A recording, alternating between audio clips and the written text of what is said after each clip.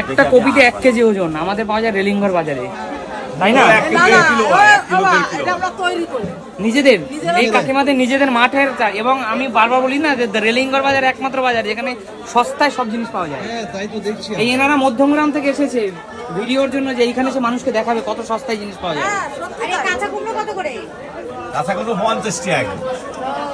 50, আমি এই কাঁচা কুমড়ো 80 টাকা 90 টাকা কেজি নিউ করতে আনি, যা হয়েছে দিয়ে দেন। কিন্তু কাকা ভালো হবে তো কাকা? আমি দেখছি ভালো করে দেখি আগে আমাকে বলবো ভালো দেখে করে দেবে তারা।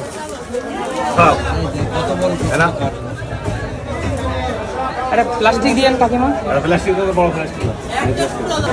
বন্ধুরা মান কচু নিলাম, এইগুলো কত করে কাকু? 50 এটা 50 মেটে আলু। মেটে আলু। এটা চিংড়ি মাছ দিয়ে খেতে খুব ভালো লাগে। চিংড়ি দাও তো মাছ, আমাকে এটা। ইলিশ মাছ দাও তো দুটো। মেটে আলু 40 করে নেবে না? 28 টাকা।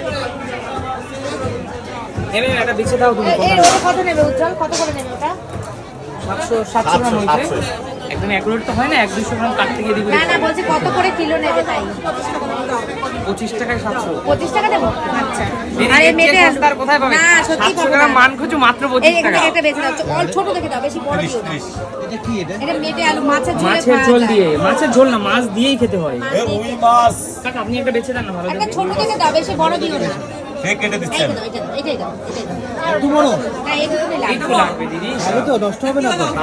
এই তো বাজার থেকে পাগল হয়ে গেছে একদম। 25 টাকা নাও। কি গো 50 টাকা?